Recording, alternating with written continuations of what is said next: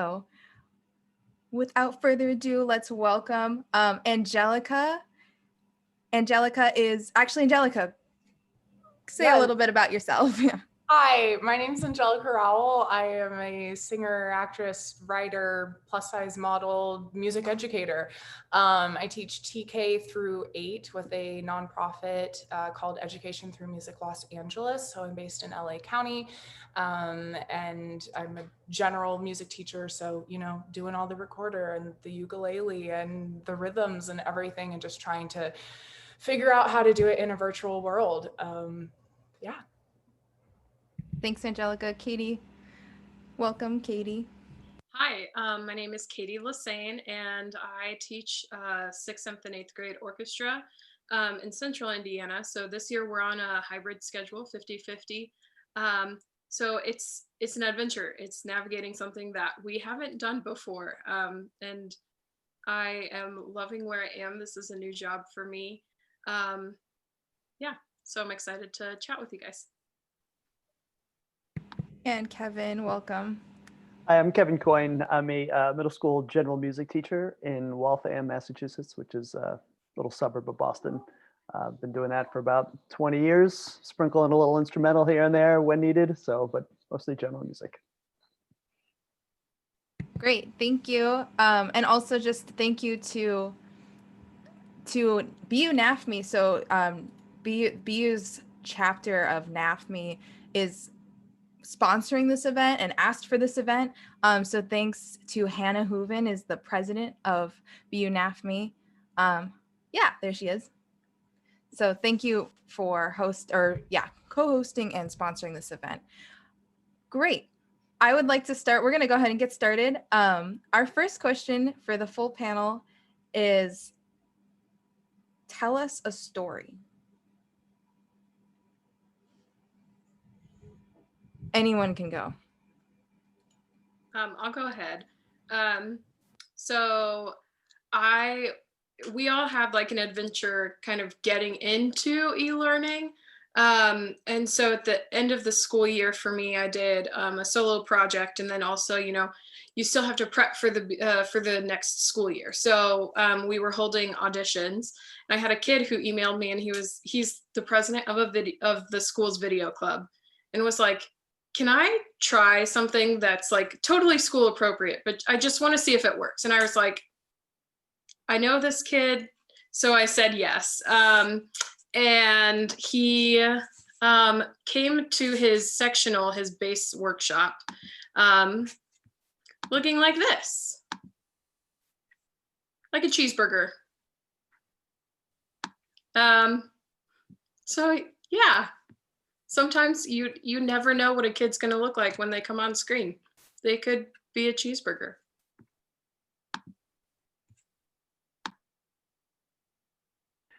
I'll go next. I teach a group of autistic students, and half of them are online, half of them in the class, which is very interesting. But we were talking about just rhythms and doing some different movements with them. So I was playing them the Surprise Symphony, and so we were talking about it. And I said, this is by a composer by the name of Joseph Haydn, and a kid in the class said, Joe Biden? Joe Biden wrote this? Oh, that's the coolest thing ever. That guy makes music? Oh, and a long discussion all about Joe Biden and making music. And I'm like, Joseph Haydn. They're like, Joe Biden, yay. So it was very entertaining.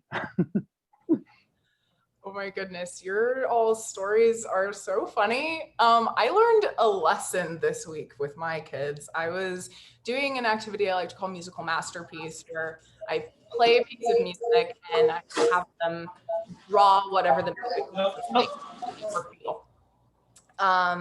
And so in the spirit of Halloween, I put on Saint-Saëns' Danse Macabre and had them draw a picture.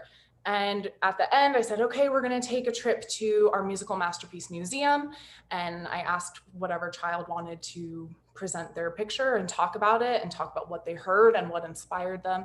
And I had one of my 3rd grade girls, who, this is my 3rd year with her, who raised her hand. And I said, okay, would you like to tell us what you thought? And she said, are you sure?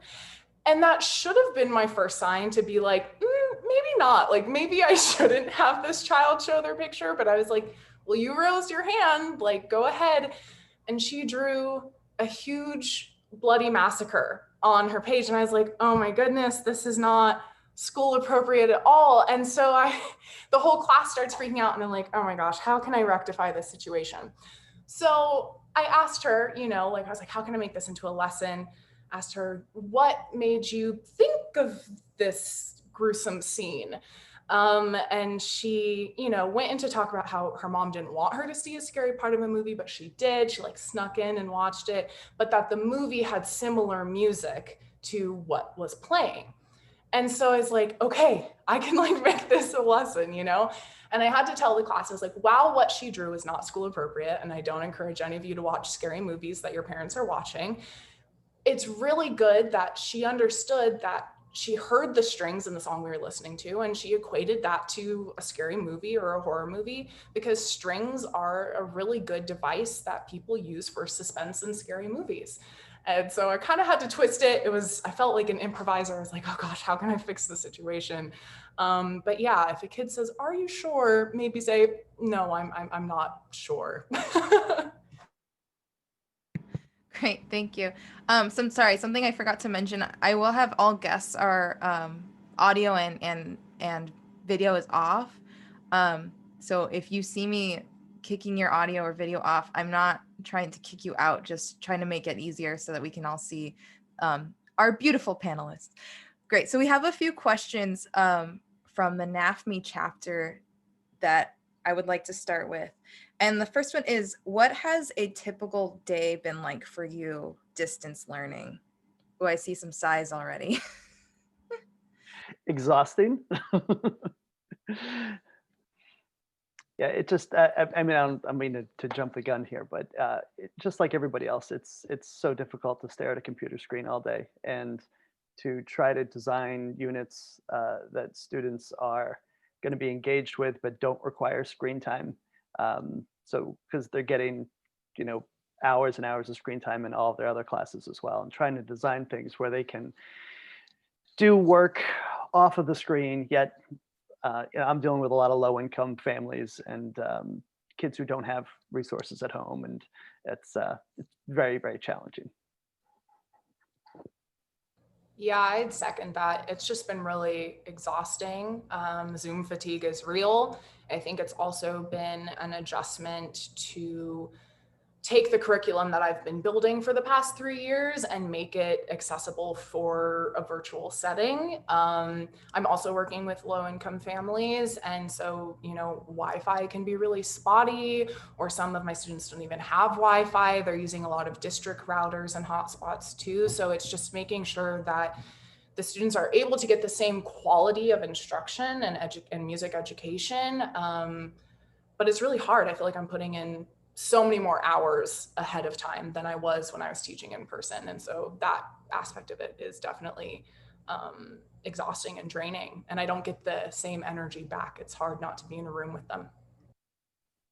I agree with that. And also with like the front loading and back loading of the work that you as a teacher have to do. Grading things online is exhausting after spending so much time on your computer already. I don't have the same experience that Angelica or Kevin have because I'm still in the classroom every day. But that means that what I give my students for e-learning, because I'll see 50% of my kids one day, and then, or like on Monday, Wednesday, Friday, for example, and then the other 50% I see Tuesday, Thursday, and then the next Monday. So they're on alternating days. I'm in the classroom every day. So I have kids who are e-learning and in person at the same time. So whatever I give my students for e-learning has to be something that I know they're not going to need extra support on. So it's like, how am I teaching today's lesson so that tomorrow's e-learning is going to be sustainable, beneficial, and, feasible for them and for me to grade. Yeah. Thank you. And then kind of bouncing off that a little bit, could you describe more in detail how you're actually keeping those students engaged? Katie, I would actually love if you started with this one since you kind of have this split thing going on. Yeah, so there are different models of doing the 50-50. So there's different ways of doing that. So my kids actually, they don't Zoom in. My school district, I think the bigger issue for us isn't going to be can the kids get online, but it's going to be who's monitoring the Zoom so that there's not cyberbullying happening and that kind of thing. And I told my administration, I was like, if that's a concern, then that's a risk that the school, that I'm not willing to take in my classroom. I don't want to sacrifice the safety of the orchestra room to have kids Zoom in. So keeping them engaged is like when they're not there, it's like they're making me a short video, or they are doing like a theory follow-up. So the quality of my class, I'm going to be honest, it's not what it could be or what it should be, in my opinion. But in my brain, the safety of my students, whoever's in front of me needs my attention 100%. And the risk of having kids bullying each other on Zoom or Google Meets or whatever, I don't want to put up with it. So that's kind of what I'm doing. Katie, was there, like, I'm going to jump over and start asking questions. Was there incidences like that have happened already? I've had great success with teaching online, at least not with bullying situations. So I'm wondering if there was a precedent. There was an issue in a school district in my county where somebody Zoom bombed a class without pants on. I'd rather that not happen in my class. I guess that's the wrong way to engage a class, I would think.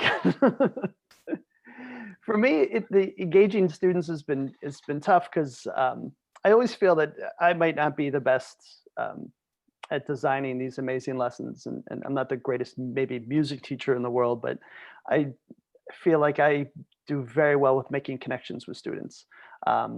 And that alone keeps them engaged and keeps them wanting to come to class and try the crazy things I'm asking them to do. And that is really difficult online. So I've sacrificed a lot of curriculum stuff just to give more social time and more social aspects to our Google Meets, asking like incredibly stupid questions. Like, would you rather have a puppy-sized elephant or an elephant-sized puppy? Go, and everybody's got to argue about it and talk about it. And silly things like that. Lots of Kahoots, if you guys are familiar with Kahoots, Kahoots and Quizlets and things like that. Just fun little things to kind of keep them engaged. And then lately, my student teacher and I, he designed a great lesson, just having kids, listen to just different styles of music and getting opportunities for them to share the music that they want to listen to, just so that they feel like they're part of the classroom. So just little things like that to try to hopefully get them engaged so that later on they'll do all the other crazy work that I want them to do. Yeah, engagement has been, I think for me, split pretty much 50-50. I think it's really easy to keep my TK through like third engaged because they're still willing to be silly and like are willing to listen to everything I'm saying and asking them to do. I think it's been a little bit more difficult virtually with like my 4 through 8 because they're preteens and preteens can be difficult sometimes, but some of the tools that I've been using, especially across all grades, is to do a feeling check-in at the beginning of every class. So whether it just be like 4 different Bitmojis or 4 different memes or whatever that are each showing a different emotion to show that the kids are able to check in with themselves because this is a difficult time and be honest with themselves, be honest with each other. It also lets me gauge where they're at so I can meet them there with whatever lesson plan I've already prepared. So like if the majority of the class is feeling, like angry cat, like I'm not going to force them more to be happier and do these things. I'm going to maybe lift it a little bit, but you know, they're not going to be willing to get to a 10 if they're feeling like grumpy cat. So just doing that, and then also doing that with myself, with them, so that they also know that me as their teacher also has feelings, is also human, also comes into the classroom feeling a certain way, and you know, having them view me as more human than just Miss Rowell. And that has seemed to help a lot, because we all start with a basic understanding of where everyone is. And if we all come into the classroom with that, we're already engaged because we've checked in with ourselves and checked in with each other. Thank you. And thanks to those of you who are already sending in questions in the chat. That is encouraged. And this one of these questions actually is very related to this next question, which is what are your thoughts on kind of what's happening with access right now in the classroom? And adding on this question a little bit is, what is your school doing specifically with internet access and device access? Yeah, access is a huge issue. Like Katie, we were both talking, you know, or well, Angelica, I think we all do teach with low income families. So my school district has purchased a lot of hotspots that they've distributed to families. And so kids can, you know, have a way to connect while, or, you know, to the classrooms. And they're making phone calls daily to families that haven't checked in or haven't connected yet, to find out what's going on and try to keep kids updated and see if there's any way we can get them to work. We do weekly like pickups. So if there's materials or things that need to be picked up, or if a kid does have access problems, there's materials that can be made that the families can come and pick up, and then the kid can take that home and work on that. So it's, but yeah, it's been really difficult. We also have a very large number of English language learners in my district. And so my school is mostly remote, but we've brought the beginners, the level 1s and 2s into the building. So they're in the building getting support in the class. So they'll be mixed in with my music classes while everybody else is online. They're actually in the classroom. So when they have something to work on, that gives me time to go and help the ELs. And that's been really good. That's been very, very helpful. I would say for me, I'm kind of in a unique situation coming to a new job. So my previous position was in a low income area, and our like we were 50% Hispanic. So that the English language learners in my program, there was also a high number. In that school district, they were still paying bus drivers to literally drive out to neighborhoods and park and be hotspots. They turn the buses into hotspots. And they would do that for, you know, 4 hours every day, so that kids could get some of their work done. But in my current school district, they're like, okay, well, we're in an affluent county. So we don't necessarily need to do quite as much. They have available, you can like check out a hotspot for your house. But I'm not sure how widely known it is for kids, because I'll have kids who are like, they'll come into school 20 minutes early to scramble and get their e-learning done. Or they'll stay a little bit later to get their e-learning done so that they don't have to do it the next day because they can't do it at home. But our school district does provide every student with an iPad, and it also has a keyboard, so they're not trying to type on the screen. So it's kind of like, it looks like we're taking care of all of our kids, but I know that some of my kids are responding as if they don't know what their resources are. And I try to help them out, but unless mom or dad answers the phone when you call home, there's not a whole lot you can do. And I have tried to make a couple of phone calls, but I don't get a response back. So there's only so much we can do in that situation. So. Yeah, access has definitely gotten better since the spring when we first sort of came into this era of virtual learning. a big thing in regard to access when we first began was just keeping attendance up.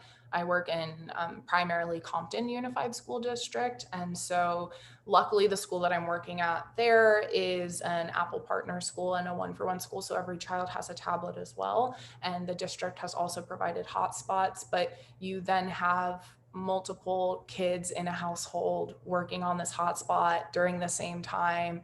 And connection and connectivity can just be an issue. And I think their days are just really long too. And so, tablets start dying or Wi-Fi cuts out. There was one morning I came into school and the entire district Wi-Fi was out. So there was no teacher in the Zoom room, nothing. There were a few kids and a parent. And I was like, great, we're going to have music with 3 people today. But it definitely is better than it was, but I don't think as effective and universal as it needs to be. Angelica, I kind of a follow-up question specifically for you, since you work in a nonprofit, and I know you before distance learning, you were going specifically to a bunch of different schools. How is Access working for your nonprofit and communication with those schools? Oh, that's also been it's been a process. Because of COVID, a lot of funding has just been cut. And as we all know, music and arts education is generally the first thing to go. So I've lost one of my schools that I was teaching at, which is surprising since it was the more affluent school. Luckily, with the 2 schools that I was teaching at last year and that I'm still teaching at this year, I've built enough of a repertoire and connection with those communities that when budget cuts were happening and they were taking surveys on which programs they needed to cut back on, music was at the top of the list of things to save.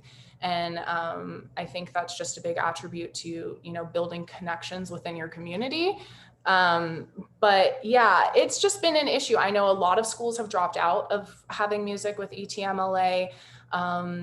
Communication with principals is much more difficult since the company communicates primarily through the principal to then say okay, here are all the teacher links, here's everything we need. It's not easy. And I don't envy my supervisor who has to do all that and is in constant communication with 10 different principals at different schools, because the principals' heads are just everywhere because they're also having to deal with a bunch of stuff. So it's crazy. And I don't envy the person in my company who that is their main job. I'm very happy to just be the teacher. I imagine. Sorry, go ahead, Katie. Oh, I was going to say, I want to point out that we're dealing with accessibility issues like internet and devices, but also you have families who are, all quarantining in their houses at the same time, or we did, and in some cases still do. And you're not only sharing the Wi-Fi signal, you're also sharing auditory space. So with music, that has been a little bit of an issue and is something to consider. If you're going to hold a sectional and you have a kid that's my mom's in a meeting and I can't play, but I can still be there. There's a level of flexibility that you have to just to help make those families still function and recognize the auditory space too that they're sharing. Yeah, that is very true. We've had issues with that in our classroom too, where a student actually misunderstood one of the things we were doing and started drumming, and his friend or sibling or something next to him was like, "I'm in math class. What are you doing?" He's like, "Well, I'm in music." So it was great. Thank you. The next question is, how are you staying well during this time personally? I'll start, I guess.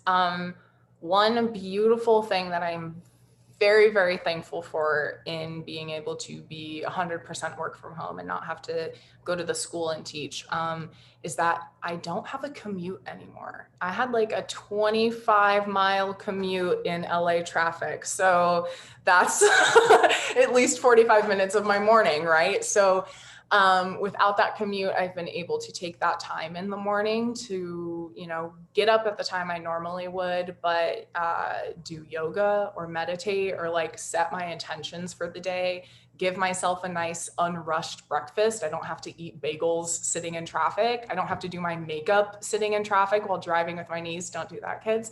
But like I'm able to have more of a morning for myself before actually hopping on to my computer and coming into class. And that has been a saving grace for sure.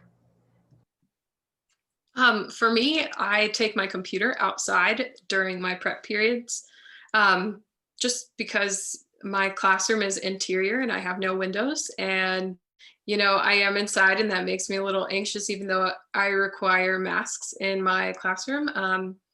And we're socially distanced. And honestly, my classroom is probably more at like a third capacity than what it would be. And yeah, I go outside and it's great.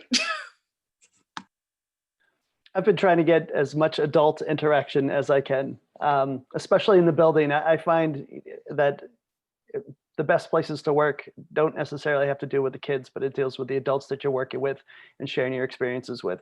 And if you have a good team around you, a good support group, that makes the biggest difference in the world when things aren't going well.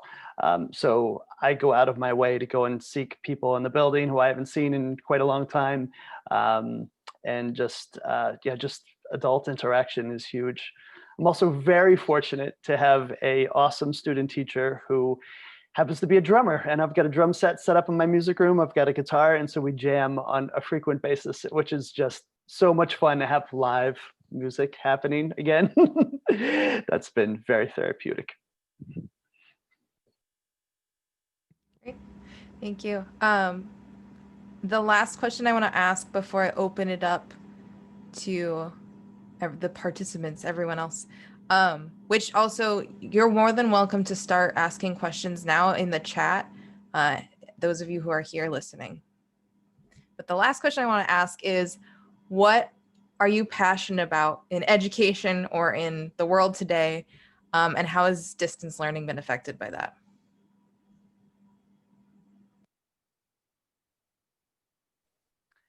I'll jump in.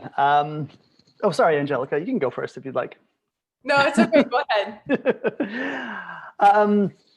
My big push has always been to have my middle school students have some sort of positive musical experience through performance, through playing, through engaging. I am not one to sit around and have kids read notation. I want them jumping in and learning in whatever way they can, as informally as they need to. And so my general music classes end up being more of like performance-based classes where they're learning whatever songs they want to learn on guitars and pianos, and that's the majority of my curriculum. So switch to hybrid, I can't do the majority of my curriculum anymore because there's no access to those instruments and those things at home. So that's made it really challenging. So I'm spending a lot more time dealing with technology, which I've always done in the past, but now it's really trying to find more ways to keep them engaged in the technology and not get burned out on it really quick, because there's limited tools that we have to use. And I'm sure you know, but you overuse one tool in a classroom and they get sick of it instantly. So how am I going to stretch that out for 3 more months? I'm not sure. My focus for the past 1.5 years has really been the evolution of Black music and teaching that in my curriculum, especially with my middle schoolers, because you can kind of start to get a little bit more realistic with them and bring social studies and history into that. But the idea that all modern popular music as we know it has its roots in Blackness and can be traced back to the transatlantic slave trade. And what does that mean for the musical genres that our students are listening to and hear in their TV, in their video games, and in their movies, and in their homes? Again, I work primarily with Black and Latinx students. And so I wanted to use that as a way to really tap in with them and build that connection. I never want to come into a classroom that's in a community that is not similar to my upbringing and feel like they have to change their understanding or their cultural mindset to come into a musical world. Because I think as being classically trained, you know, we're learning like the Western music canon. And Jasandra and I talked a lot about this in the episode of Sounds and Silence that I was on, was talking about like, how do we take the colonialism out of the music education while still honoring those great European artists, but not erasing our students' own understanding of music and heritage and culture. And so I think it's really cool to be in a digital age now and in a virtual age where our kids are able to kind of have everything at their fingertips, so long as it's not blocked through the district, right? So they're able to, you know, go onto like Smithsonian Folkways and like listen to all these old chain gang laments and all these folk recordings. They can go and like watch a video on PBS about the decoding of the messages of spirituals and like all those things. And I can bring in more outside things that they have immediate access to. Whereas I wasn't really able to show videos in my classroom. I didn't have a projector. I didn't have anything like that. You know, I had very limited resources. So now it's so much easier to just like screen share a video and we can really dive in and talk about those things. So I'm excited for the possibilities that virtual learning is providing me to continue to instill critical thinking young adults. I think a huge thing that I think about a lot in my classroom is the emotional impact of music. And so whatever is happening in the world, like we'll choose something and we'll like play one of our pieces or we'll play a section of rep um, in the thought process of whatever emotion my kids are feeling. That's not something we can do together because I can't read the vibe of the room as easily, or just because we're not making music together online. But when it's in person, like my kids, they're all expressing how tired they are. And instead of like, I'm not getting what I normally would get out of my kids, even when they're in person. They're exhausted, they're fatigued from, you know, their day of e-learning before, and then the day of e-learning that's about to come again. So it's interesting to follow and understand what my kids are going through emotionally, because school is so tiresome. And they're all like, why can't we just be 100% all the time? And they're like, I know it's not safe, but, and I'm like, it's not safe. Like that's the thing. But just reminding our students that like music is an emotional output, and it's a healthy thing to feel all the feels, and you can do that through your instrument. Yeah, and it's been hard to have some of my kids get to that point to be okay with like putting out how they feel on their instrument when they're alone. But then also like when I was teaching online at the beginning of this year, so like March, April, May, I had some kids that they would never come up and ask me a question, but because it was like e-learning and they're like, I know I have my 15-minute like mini interview with Miss Lassane, like it was just them and me. And so they kind of opened up a little bit and I got to know some of them differently. So it's like good and not good at the same time. Yeah. Emotions and music, they go together. Thank you. We are going to open this up to all of our guests here. I already have a few questions in here, but please go ahead and start typing in your questions, those of you who haven't already. Our first question is, do you have any advice for the job market right now for those students out there who are, those like me actually, who are going to get a job soon in teaching? I'd say make sure you're very current with the technology. Make sure you're really comfortable with all of the Google stuff. Really get yourself, make a fake Google Classroom page, get all your friends to join it, get practice with how to post assignments, and how to use all the other software that's out there that's being attached in the classroom, because I don't see things changing anytime soon. And I think even when things do kind of return maybe to normal, maybe if that happens, this online component I feel is going to be a major part of classrooms kind of permanently. I know we were talking about it, but snow days right here in Massachusetts, those are going to be a thing of the past. So when you don't have school because people can't drive there, that's okay. So yeah, you got to be really comfortable with the technology. I agree with that. I think it's also really important to know what your limitations are, because you might have to be in the building the whole time. So what does that mean for your physical health? What does that mean for your family? I live alone. I'm a single woman. And so the impact of, like, if I were to come home and potentially spread coronavirus because I had been exposed, the impact that I have is different than if you have a family or if you have a partner, or kids at home. I think that's something really heavy to consider. But then also, I wholeheartedly agree with the technology, um, especially when it comes to recruiting. Like, are you comfortable making a video recruiting for orchestra or band or choir, if that's something that you have to do? How are you going to communicate with the parents if you're dealing with instrument rental and that kind of thing? How are you going to be the mediator between whoever you're renting instruments from and the parents? How are you going to handle that as a database for your school if you rent school instruments out? You need to, like, have a plan. And even if that means you're copying somebody else's plan, that's fine. Like, teaching is stealing the best things that you learn from other people. Yeah, I mean, I agree with both Katie and Kevin are saying, but I think the tip I would give to emerging professionals is definitely start building a database of all the different musical tools you can use virtually. So there are things like Google add-ons and where you can send the link out and kids can all have a virtual piano jam sesh together and they can like hear that and things like that.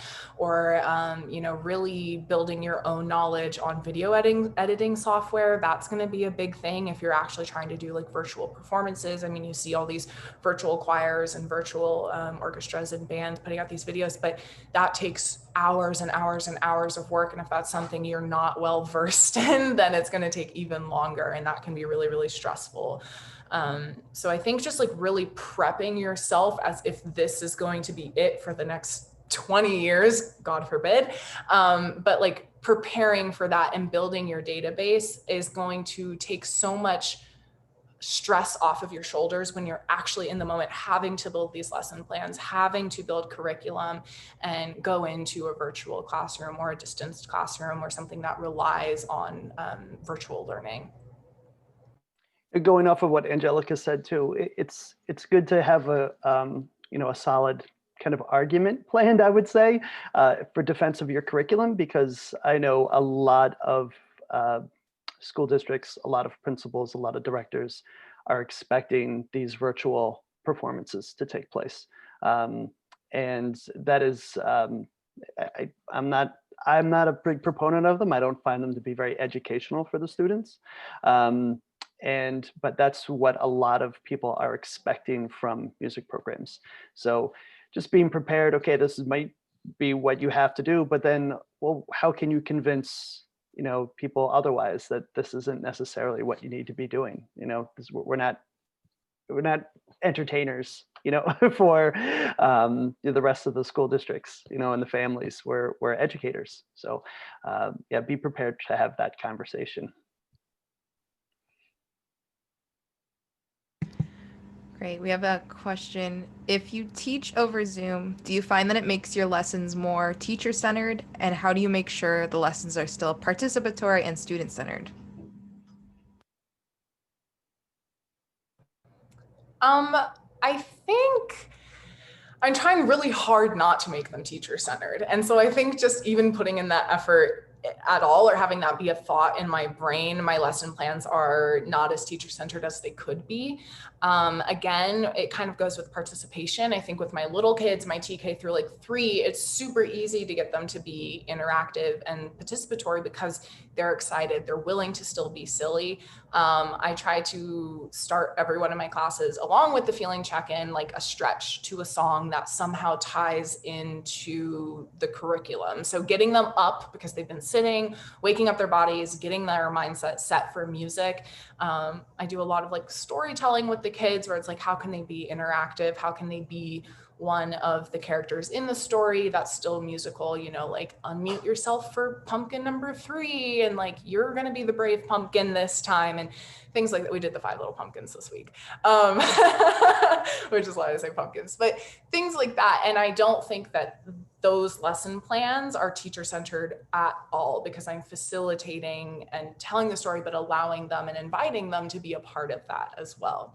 For my older kids, it is starting to be a little bit more teacher-centered because I'm struggling to find the connection. I think my older kids, they have their cameras off, like they're more likely to have their cameras off. And that's been sort of a struggle in itself, because it's like, do you force you can't really force them, but like, do you encourage them to have their cameras on because so you can know what they're doing, but where does the line blur between like home privacy and what that means? And so that's a little bit of a struggle for me, because I'm like, are you actually engaging, you know? And then some teachers disable the chat, so I'm not sure if they're actually, you know, able to be there with me. But I think once I get into more project-based learning for my middle schoolers, that's going to be a lot less teacher-centered, because they're going to then be able to go off and create their own thing and then come back and present. And that's sort of my plan as we continue to move forward. But of course, I'm still wanting to build their musicianship skills. And that's like, all right, what's this Kodai rhythm? Let's make a rhythm tree. Let's do all these things. And like, it feels lecture-based. So I'm like trying to figure out how to get that more interactive, but it's easy with the little kids. Anyways, I've talked enough. Bye.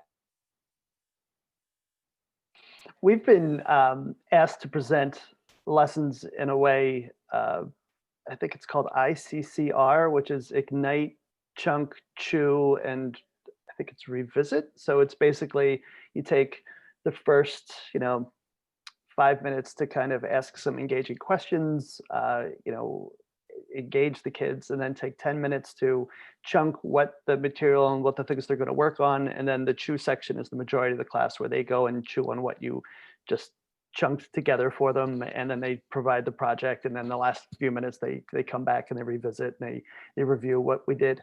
But that is very teacher-centered. So, and just like Angelica was saying, the camera issue is a big deal, because you're now being invited into their homes, which is a really, really awkward situation.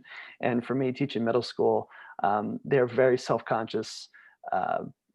8 a.m. they're waking up and having to turn their cameras on. They're not comfortable with that.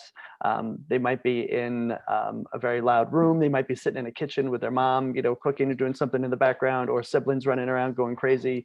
And they're also very conscious too of the fact how easy it is to take screenshots, and how easy it would be for somebody to take a picture of them and post it on social media. And there's nothing we can do about that. So without their cameras on, they're going to be very hard to get engaged. But I just tons of questions. I use the chat a lot and just ask silly things every once in a while, just to make sure that they're still there, they're still listening. And I really try my best to not go too heavy into lecture mode. But it's difficult. I have found that if you are on Google, my school we use Canvas, and then we use Google-based apps out of Canvas. So they actually prefer us use Google Meets over Zoom because of some local Zoom issues, Zoom bombing. And so they've added a feature to Google Meets, though, where you can blur your background. And that has actually been a helpful thing because it kind of, it's not complete, but it gives you, like, it doesn't show everything that's in your room or everything that's in your space. I know that, like, if you look at Jassandra's background, she has this beautiful educator panel with the sounds and silence thing. So that's something that you can offer to your students, or you can say like, hey, let's put our backgrounds on today, or today let's go to the beach, and everybody has a beach picture that you push out. But it's, the backgrounds don't always work based off of what's behind you physically. So that's kind of the limitation. But the blurring thing, definitely explore, kind of like what Kevin was saying, learn about all of the apps, explore what those background apps are, or the background features in these apps are, so that you can provide some sort of continuity between the students, just so that they don't feel like, oh, I have a window that looks over to my neighbor's house, okay, behind me, or like I have a kitchen behind me. Like, it doesn't matter, you just see the kid. You know, one of the other things that I found that's really fun, engaging for the students is I sometimes play dumb because I'm kind of tech savvy, so I kind of pretend that I don't know what I'm doing, and I'll have kids walk us through how to do something. So like, oh, Mr. Coyne, I'll present. Let me show you how to do that. And that, you know, right there, they're immediately in there, and they've become the leader in the classroom, and they're the ones showing everybody how to do things. And that's a really powerful thought. Even when you don't know how to do something, a lot of times these kids know how to do stuff, and they're more than willing to share, and being open to that. And just, you know, I'm very self-deprecating in the classroom and make fun of myself constantly, which you kind of have to do at a middle school level, and they jump all over that. And it works very well when I don't understand something and they're willing to share and present. And yeah, it's very helpful and engaging. Thank you. There's a few questions we're not going to get to. I'm so sorry. I want to have some time for us to do a little meet and greet, but I highly encourage those of you who've had questions that we didn't get to, please join one of the meet and greet rooms and ask actually they're kind of aimed at specific people anyway. So please go to them and ask them specifically. I will make those right now, but before, I just want to say a quick thank you everyone for joining. I will be doing the breakout rooms, and you are more than welcome to join the rooms, or when you're done, when you've asked all your questions or said hi to whoever you want to say hi to, feel free to sign off.